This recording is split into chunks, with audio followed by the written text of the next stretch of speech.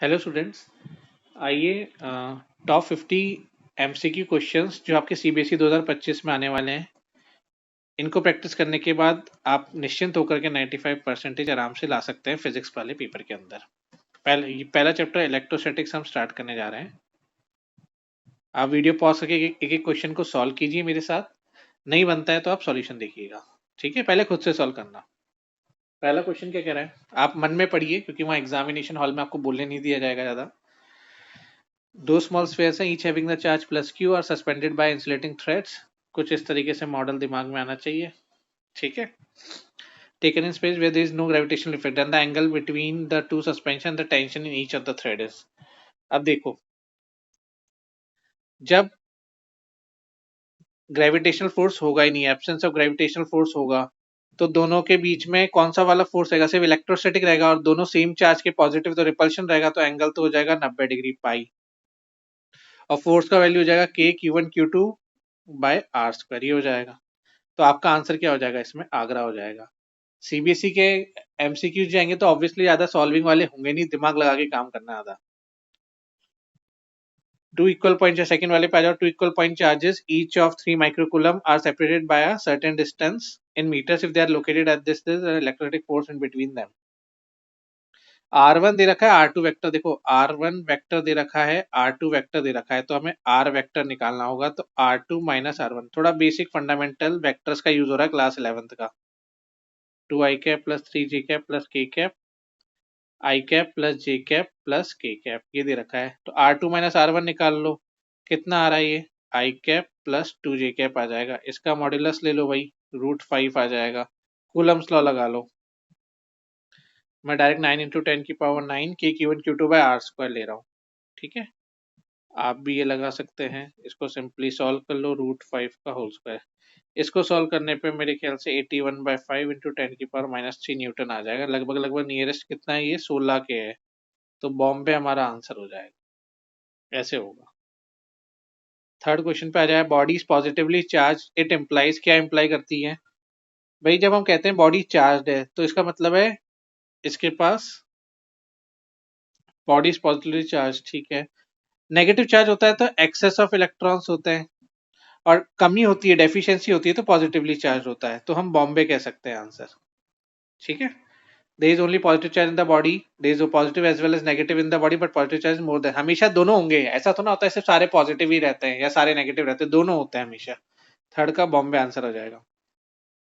Fourth में, on rubbing, when one body gets positively charged and another negatively charged, the electrons transfer from the positively to negative are valence electron होंगे। कौन से होंगे? General भाई, outer most पे valence electron होते हैं तो वैलेंस वाले होंगे, इनर शेल वालों से मतलब नहीं। तो आगरा आंसर हो जाएगा। फिफ्थ वाला आधा इधर है आधा ऐसा है, ओके, तो यहाँ पढ़ लेते हैं। 3 charges are connected by string as shown, what is the ratio of the tension in the string A B and B C. A B और बी सी का टेंशन निकालना है भाई साहब। तो ए बी का क्या रखे? Q1 Q2 by R square plus K Q into 4D भी होगा, 4Q भी होगा भाई, देखो ढंग से ऐसे। इसको सॉल्व कर लो, टी बी सी को सॉल्व कर लो, K4Q 2Q upon D square plus K Q into 4Q upon 2D का स्क्वायर। इन दोनों को सॉल्व कर लो। सॉल्व करने में मेरे ख्याल से इन दोनों को ऐड करेंगे तो 3KQ square upon D square आ रहा है, और ये 9KQ एलसीएम ले लो और डी स्क्वायर आ रहा है। तो रेशियो अपना कितना हो जाएगा? बॉम्बे आंसर आ रहा है भाई, 3:2 है ना, 9 to 1:3 हो जाएगा। तो बॉम्बे, फिफ्थ का बॉम्बे हो जाएगा आंसर। सिक्स्थ वाले पे आ जाओ। 2 चार्जेस दे रखे हमें, separated by, placed on fixed X axis, separated by distance, where should a third charge be placed on this, ठीक है भाई। क्या कह रहा है ये सिक्स्थ वाले में? डायग्राम बना लेते हैं।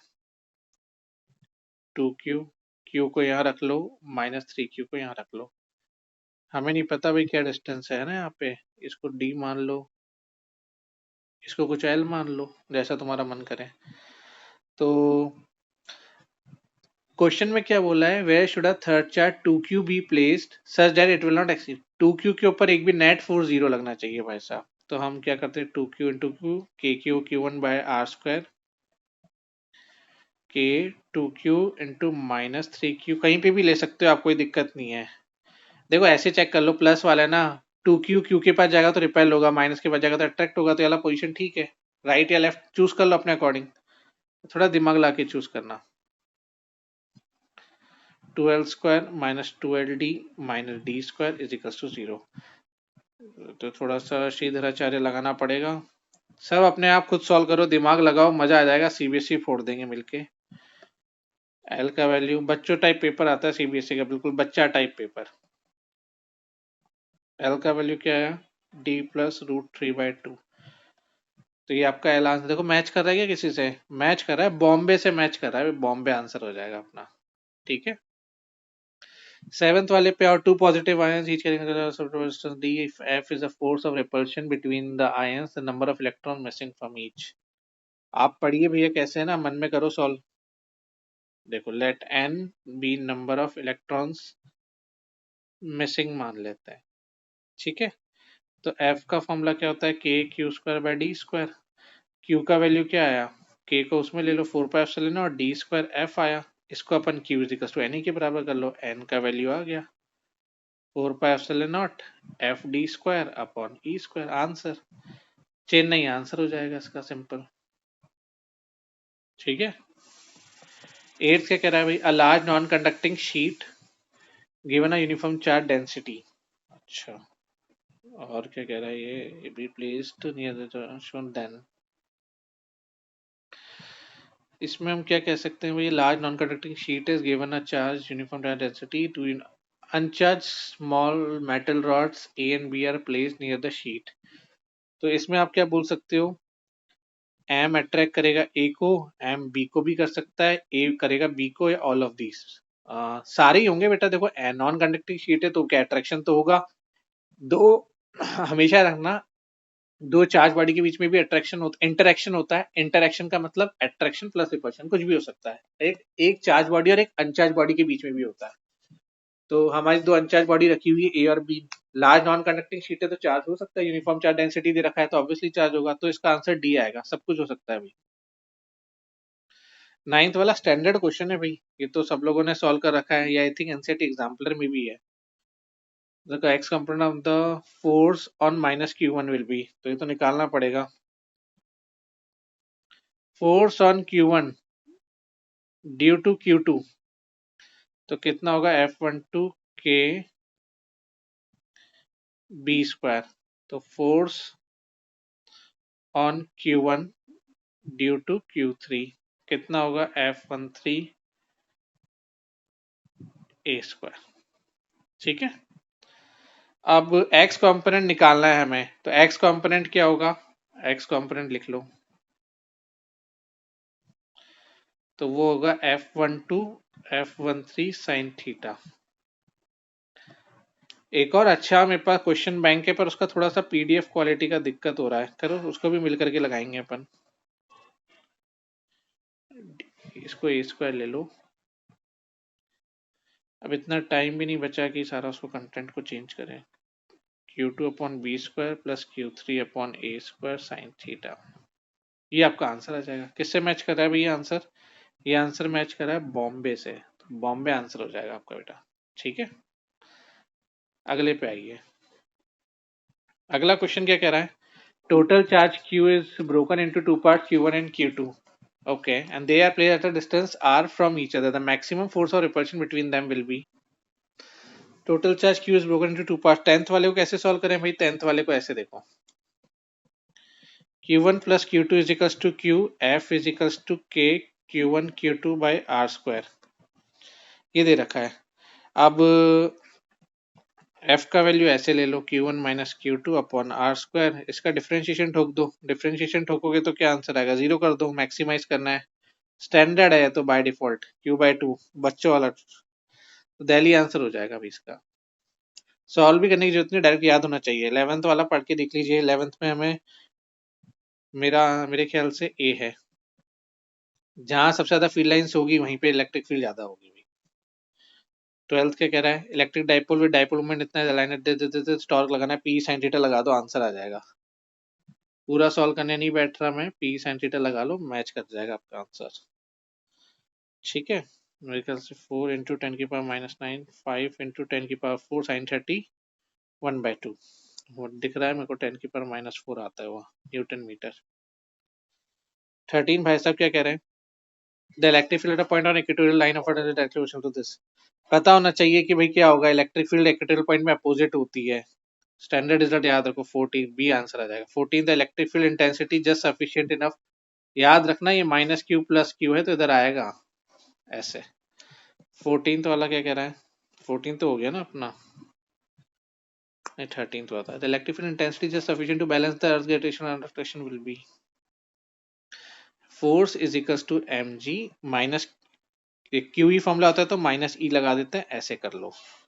तो इलेक्ट्रिक फील्ड आ जाएगा माइनस में 9.1 माइनस 31 इंटू 10 1.6 10 की पावर माइनस 19। इसको सॉल्व करो, माइनस 5.6 10 की पावर माइनस 11 न्यूटन पर दिस। ये आपका आंसर हो जाएगा। 15 which is not a property of the field lines. कौन सी प्रॉपर्टी नहीं कंटिन्यूस होती विदाउट एनी ब्रेक्स, ठीक है। क्लोज लूप नहीं बनाती भाई साहब, सिंपल सा है फंडा। 16 पे आ जाए, dipole moment of the this is placed in uniform electric field and torque will be. 16 का क्या आंसर हो जाएगा, बी होगा, सिंपल सा, कुछ करना ही नहीं है। If is the electric field of the short dipole at a point on its axis and E is the equatorial. एक तो देखो दो कंपोनेंट है, एक्सियल वाले और इक्वेटोरियल वाले। तो इसका रेशियो होता है, भी रेशियो आपको याद होना चाहिए क्या होता है, 2:1 होता है, ठीक है। ये नहीं याद है ना तो इसको याद रख लो, ये इंपॉर्टेंट है, काम आएगा, तो बॉम्बे आंसर आएगा इसका। डेरिवेशन की प्रैक्टिस कर लो, बार बार फिर कह रहा हूँ, डेरिवेशन से काम हो जाएगा। फिजिक्स में डेरिवेशन पे ज्यादा ध्यान दो, न्यूमेरिकल तो अपने आप लगते जाएंगे। Graph show the correct variation in magnitude torque on the electric field rotated in a uniform electric field. Electric dipole को रोटेट करा है from stable equilibrium to unstable equilibrium. देखो स्टेबल से अनस्टेबल इक्विलिब्रियम में आप क्या कर रहे हो, रोटेट कर रहे हो। हमारा पी साइन थीटा होता है फॉर्मूला, राइट। देखो स्टेबल इक्विलिब्रियम का मतलब होता है थीटा का वैल्यू 0 डिग्री, अनस्टेबल का मतलब होता है pi degree. Sine 0 degree 0, sine pi भी 0 होता है। तो आपको दोनों केसेस में 0 0 पे मिलेगा, तो आगरा सेटिस्फाई कर रहा है इस चीज को। दोनों के 0 से स्टार्ट हुआ, वापस 0 पे आ गया, तो हमारा आंसर ये हो जाएगा। It's a good question. 19 पे देखिए क्या कह रहा है, electric field intensity due to dipole. बाकी सब ग्राफ्स को देखने की जरूरत ही नहीं है, ऐसे सिंपल समझ में आ गया। Electric intensity due to dipole of length इतना, हैविंग अ चार्ज इतना, पॉइंट ऑन द एक्सिस इतना, from one of the charges इतना। अच्छा, electric field intensity K Q one Q two by R square इतना ही तो बोला है। 9 into 10⁻9 electric due to dipole बोला है ना, डाइपोल के लिए डाइपोल होता है क्यू इंटू 12, ये डाइपोल, ठीक है। और having a charge इतना at a point on a axis at a distance from one of the charges, तो 2 kp by r क्यूब आएगा ना, sorry. Electric field due to dipole वाला फॉर्मूला लगाना एट एक्सियल पॉइंट, ठीक है।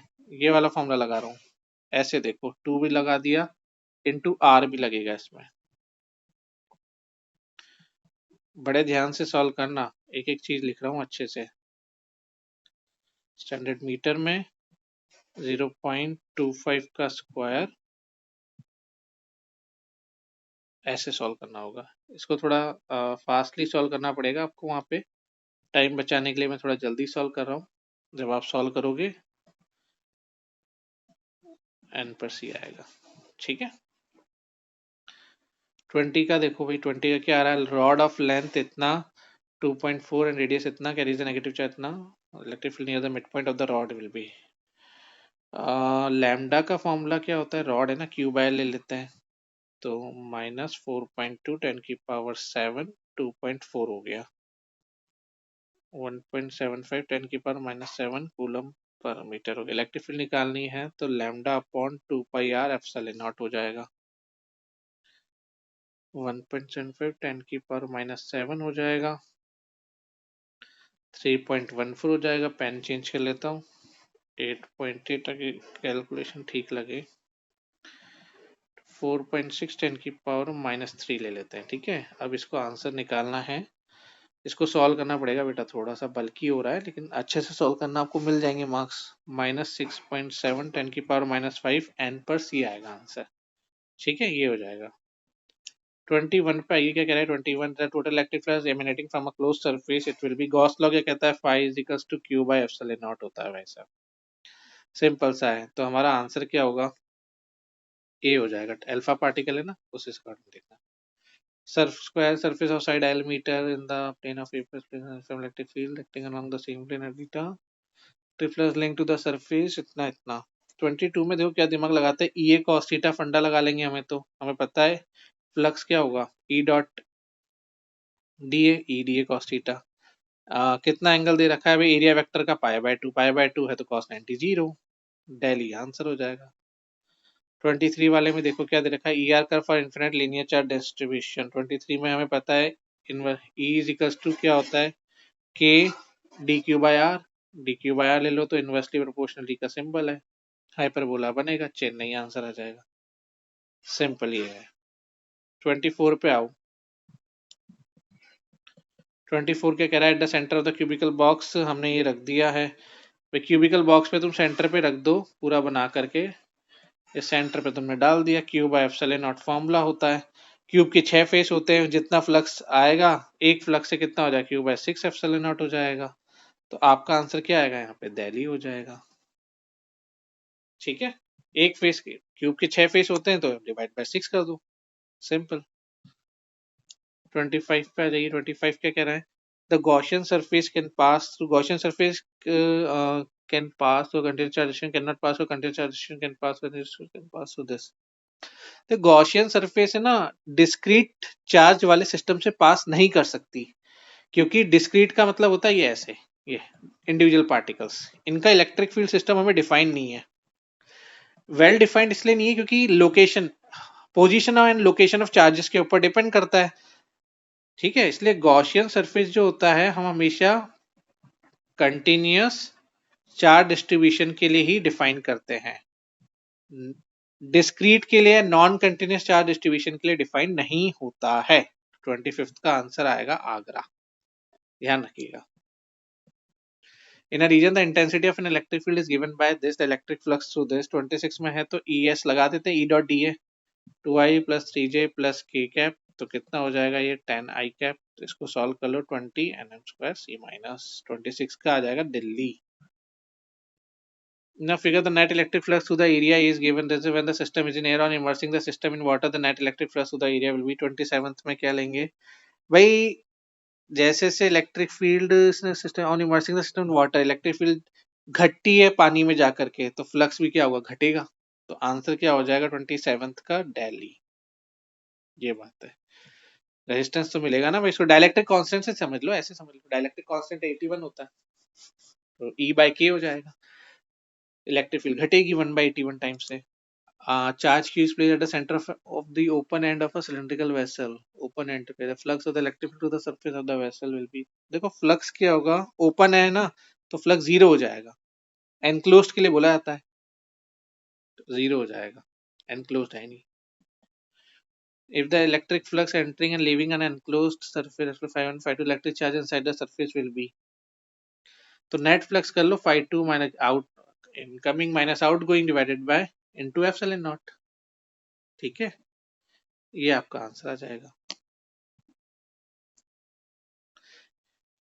30 वाला क्या कह रहा है भाई साहब, if the net electric flux हुआ क्लोज सरफेस इज जीरो, तो देन वी कैन इन्फर, हम क्या कह सकते हैं भाई, देखो फाई का फॉर्मूला होता है Q by epsilon not, net charge enclose by the surface अगर जीरो है तो नेट फ्लक्स भी जीरो होगा, तो द नेट फ्लक्स, अगर फ्लक्स ही जीरो है, फ्लक्स ही हमारा जीरो है, तो हम कहेंगे चार्जेस भी जीरो है, नेट चार्ज, ऐसा नहीं इंडिविजुअल चार्ज हो सकता है +7 -7 के दो चार्जेस हो, तभी तो नेट फ्लक्स जीरो हो रहा है, तो इसका आंसर होगा ए आ जाएगा कि no net charge is enclosed by the surface. ठीक है, 30 इज अ गुड क्वेश्चन, वो पूछा भी जा चुका है अभी बोर्ड्स में। 31 क्या कह रहा है ये, figure 2 along the axial electric field added to the surface the force on Q1, Q1 पे फोर्स क्या लगेगा, अच्छा देखो प्लस Q2 प्लस Q3, ये Q1 इधर है, ये दोनों एक दूसरे को इधर रिपेल करेंगे। ठीक है, तो ये हमने डायग्राम बना लिया। अच्छा, और देखा जाए along the y-axis is the net force in the positive direction. Net force हमारा इधर लगना चाहिए पॉजिटिव डायरेक्शन में। इसमें देखो बेटा यहाँ पे ऑप्शंस क्या क्या दे रखे, शैल इंक्रीज और डिक्रीज पॉजिटिव एक्सेस। अच्छा ठीक है भाई, देखिए जो Q1 है उसके ऊपर जो फोर्स लग रहा है किसके ऊपर डिपेंड करेगा, Q1 और Q2 पे लगने वाले फोर्स पे। ठीक है, और जो Q2 और Q1 है, Q2 और Q1 and Q1 and Q2 दोनों पे जो फोर्स लग रहा है वो इनके चार्जेस के साइन के ऊपर डिपेंड करेगा। ठीक है, अब ये देखो, net force acting on the Q1 by Q2 और net force acting on the Q1 by Q3, दोनों ही दोनों पॉजिटिव एक्स डायरेक्शन में होना चाहिए। बेसिकली Q1 और Q3 वाला जो Q3 लगाएगा Q1 पे फोर्स, Q2 लगाएगा Q1 पे फोर्स, दोनों लगाएंगे इसे। इन दोनों का जो फोर्स है, और क्वेश्चन में बोला resultant force positive x direction में आ रहा है, तो हर एक चीज का ध्यान रखिएगा कि इस ये फोर्स को ए को और बी को अट्रैक्टिव नेचर का ही होना पड़ेगा। ये बात ध्यान रखिएगा, इससे ये चीज समझ में आती है। और Q2 Q3 पॉजिटिव है तो वैसे भी अट्रैक्टिव होना पड़ेगा, तो यहाँ पे ये बेसिकली -Q1 आएगा। पहले तो दिमाग में ये समझ लो अच्छे से। ठीक है, ये चलो अभी तो यहाँ पे +Q1 ही लिखते हैं, अभी देखते हैं। अब अट्रैक्टिव फोर्सेस जो लग रहा है Q1 के ऊपर, इससे हमें साबित हो जाता है नेगेटिव चार्ज होगा। नेगेटिव चार्ज होगा तो यहाँ पे ये बेसिकली नेक्स्ट डायग्राम इधर ही बना लेता हूँ, कंफ्यूजन नहीं होगा। नेगेटिव इधर जा रहा है, ये इधर जा रहा है, -Q ले लो तो इधर जाएगा अब ये। ठीक है, और यहाँ पे एक अगला डायग्राम, सेकंड वाला डायग्राम दे रखा है ना मैं। अच्छा ठीक है, net force acting between -Q1 and capital Q, ये भी अट्रैक्टिव फोर्स होगा भाई, और सेम डायरेक्शन में है। अच्छा, तो अब हम ये कह सकते हैं कि Q1 के ऊपर जो फोर्स है वो तो इंक्रीज होगा along positive x direction due two plus capital Q। ये ध्यान रखना, force on -Q1 will increase along plus x axis due two plus Q। Option में है क्या,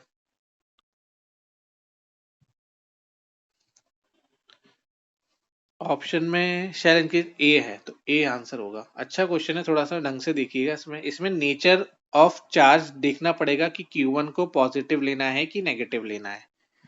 ठीक है, एक तरफ यहाँ पे डायग्राम पे आप देखोगे ढंग से अगर, तो यहाँ पे इन दोनों का जो रिजल्टेंट है ये और ये, और तीसरा हमने यहाँ मान रखा है इसको पॉजिटिव एक्स डायरेक्शन में बोल रखा है कि exerts a net electric force in the positive x direction on a charge Q1 along the x axis. अब एक्स एक्सिस में दे रखा है, हम प्लस Q1 मान के चल रहे हैं और एक -Q मान करके चल रहा है। अगला क्वेश्चन देखिए क्या कह रहा है, 32 वाला। 32 वाले में वो कह रहा है positive point charge is brought near an isolated conducting sphere, तो electric field is best given by, देखो अब टच नहीं कर रहे हूँ तो फ्री इलेक्ट्रॉन्स जो होंगे स्फीयर के वो अट्रैक्ट करेंगे टुवर्ड्स द पॉजिटिव चार्ज, और इलेक्ट्रिक फील्ड जो है वो पास करेगी बॉडी से। तो इससे क्या होगा, पॉजिटिव चार्ज जो है वो राइट सरफेस की तरफ क्या करेंगे, लीव करेंगे एक दूसरे को, जिससे क्या हो, बेसिकली इंडक्शन हो रहा है। अगर देखा जाए तो क्या हो रहा है, इंडक्शन हो रहा है। कैसे इंडक्शन हो रहा है, ऐसे समझ लो आप,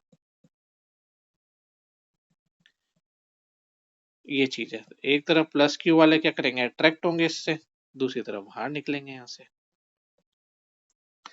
ये चीज हो रही है भैया, पॉजिटिव चार्ज की तरफ आती है, एन की तरफ टर्मिनेट होगी।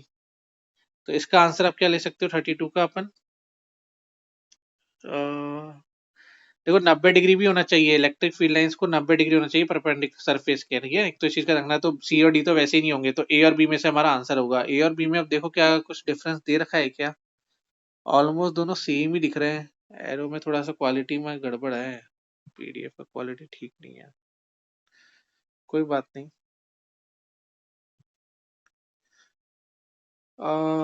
इसके अंदर एरो आप ए ले लीजिए बेटा, ए टिक करके चलिए इसमें। ठीक है, ऑलमोस्ट दोनों सेम ही लग रहे हैं, मेरे ख्याल से बी वाले में एरो थोड़ा सा अलग दे रखा है। ए आंसर होगा आपका। तो electric flux to the surface क्या लिख के चलना है इसमें 33 वाले में? गॉस को लगाएंगे क्यू बाय एप्सिलॉन नॉट, तो सेम आएगा डी आंसर 33 का। तो सिंपल है, सेम फॉर ऑल। 34 देख लो, 5 चार्ज दे रखे हैं फिक्स एट दिस। सिंपल है, तो थ्योरी बेस्ड क्वेश्चन है। चार्जेस आउटसाइड होंगे, अंदर भी होंगे, तो इलेक्ट्रिक फील्ड तो सबके कारण आएगा, लेकिन फ्लक्स सिर्फ अंदर वाले चार्जेस के कारण आएगा, ये ध्यान रखना कंसेप्ट। तो इसका आंसर क्या हो जाएगा? बी आंसर हो जाएगा। ज्यादा से ज्यादा क्वेश्चंस करना है। Figure shows electric field in which electric dipole is present in this. 35 में क्या लेके चलेंगे? टॉर्क लगेगा भैया। Electric field line directed away है पॉजिटिव चार्ज सोर्स से, और टूवर्ड्स होती है नेगेटिव चार्ज के। अच्छा, और इलेक्ट्रिक फील्ड से इनके डायरेक्टली प्रोपोर्शनल होती है इलेक्ट्रिक फील्ड। जितनी ज्यादा इलेक्ट्रिक फील्ड होगी उतना ज्यादा फोर्स भी लगेगा। ऐसे भी देखना, E is to minus D by D X होता है, तो जो इलेक्ट्रिक फील्ड के बीच का स्पेस है वो भी बढ़ रहा है लेफ्ट से लेके राइट पे। इसका मतलब स्ट्रेंथ जो हो रही है वो घट रही है, क्योंकि स्पेस बढ़ता जा रहा है। डीएक्स बढ़ रहा है तो फील्ड लाइन इलेक्ट्रिक फील्ड घटेगी। तो force on charges also decreases left to right, from left to right. ठीक है, तो Q1 पे जो फोर्स है वो ज्यादा होगा प्लस क्यू वाले से, तो it means dipole will experience a force towards left direction, ये ध्यान रखना। तो 35 का सी आंसर हो जाएगा। Plane at a distance d from an isolated conducting plane, the field at a point P on the other side of the plane will be। देखो, जब किसी पॉजिटिव चार्ज को आप किसी आइसोलेटेड कंडक्टिंग प्लेन के near by रखते हैं, तो कुछ नेगेटिव चार्ज डेवलप होगा सरफेस पे, और इतना ही पॉजिटिव चार्ज अपोजिट साइड पे डेवलप होता है। कंडक्शन इंडक्शन प्रोसेस बोलते हैं ना इसको अपन। ठीक है, और जो इलेक्ट्रिक फील्ड होगी कंडक्टिंग प्लेन के ऊपर, वो हमेशा क्या होगी? परपेंडिकुलर टू द प्लेन होगी और अवे होगी। ये चीज का ध्यान रखिएगा। तो ए आंसर हो जाएगा। ठीक है, थ्योरेटिकल है चीजें। क्या कह रहा है? Hemisphere uniformly charge, the electric field upon diameter away from the centre directed this. मान लेते हैं कोई पॉइंट को कंसीडर कर लो जो कि क्या डायमेट्रिकली अवे है हेमिस्फीयर के सेंटर से। ठीक है, और इलेक्ट्रिक फील्ड होगी हमेशा परपेंडिकुलर होगी डायमीटर के, और कंपोनेंट जो होगा इलेक्ट्रिक फील्ड का वो क्या होगा? डायमीटर के पैरेलल होके कैंसिल आउट कर। भाई हेमिस्फीयर बोला है ना आपने, तो अपन ऊपर वाला कट कर लेते हैं, ऐसे ही देख लो। तो इस वाले स्टडी से hemisphere uniformly charge positively the electric field at a point, तो इसमें तो आप सिंपल से कह दो परपेंडिकुलर टू द डायमीटर होगा। अब ये तो बोला ही है इसने। ठीक है, और इसका इलेक्ट्रिक फील्ड जो है डायमीटर के परपेंडिकुलर होगी, और इलेक्ट्रिक फील्ड का जो एक कंपोनेंट है वो डायमीटर के क्या रहेगा? पैरेलल रहेगा। वो क्या हो जाएंगे? कैंसिल आउट हो जाएंगे, ऐसे ही कैंसिल कर देंगे एक दूसरे को। 37 का आंसर ए हो जाएगा। 30 among two disc A and B, first have radius 10 cm, charge इतना, second have इतना। When they are touched, charge on both Q and QB respectively will be। ए के ऊपर इतना, ये डिस्क के ऊपर 10 की 10 इंटू 10 की power -6 to A and B. First है रेडियस इतना, चार्ज इतना, सेकंड इतना, चार्ज इतना। 10 की पावर -6 ए के पास है, बी के पास 10 इंटू 10 की पावर -6 ले लेते हैं ना। अच्छा, तो टोटल चार्ज दोनों पे कितना है? बेसिकली 11 माइक्रोकूलम है। जब टच करोगे तो आधा आधा बढ़ जाएगा, ये आ जाएगा 5.5। तो 38 का सी आंसर आ जाएगा, सिंपल सा। ठीक है, इसलिए मैंने उसको इस फॉर्म में लिखा। Figure show sum of the electric field, तो सिंपल बच्चों वाला सवाल है भाई, सी आंसर हो जाएगा इसका। तो दिख रहा है copper surface sigma, the electric field strength on the surface of the sphere will be. देखो, E D A Q by epsilon not होता है, Q by 4 pi R square ले लो, एप्सिलॉन नॉट ये ई हो जाएगा, तो E is equal to sigma by epsilon naught. तो डेली आंसर आ जाएगा इसका। क्यू बाय एप्सिलॉन है, सिग्मा बाय एप्सिलॉन नॉट आएगा, ध्यान रखना। ठीक है, ये थोड़ा सा इसमें प्रिंटिंग एरर है, ऐसे सिग्मा बाय एप्सिलॉन नॉट है वो। Charge by induction the body क्या हो जाती है भाई? डज नॉट, इंडक्शन होता तो कोई लूज तो करता ही नहीं है चार्ज, ये lose whole of the charge कुछ लूज नहीं करता। क्वांटाइजेशन ऑफ चार्ज क्या कहता है basically, quantization of charge, charge can not be destroyed, charge exist on particles, charge which fraction of a coulomb is not possible, fraction वाली चीज कहता है भाई, इंटीजर में होना चाहिए। For an isolated system it is possible, it is possible to create और destroy charge, but it is not possible to create और destroy net charge of this and this. भाई चार्ज हमारा कहता है charge of an isolated system is conserved, तो हम इस manner में बोलेंगे कि it is not possible to create और destroy net charge of the system. ए अच्छा है, इसको ध्यान रखना, टिक करके रखिएगा। आंसर क्या 43 का, the charge of an isolated system is conserved, इस लॉजिक से लगाया। When some charge is transferred to A, it readily gets distributed over the entire surface of A. If some charge put on B stay at the same place, here A and B refer to, भाई देखो conductor में रहेगा, एक जगह इकट्ठा हो गया तो इंसुलेटर हो जाएगा, बॉम्ब पे आंसर हो जाएगा, सिंपल है तो।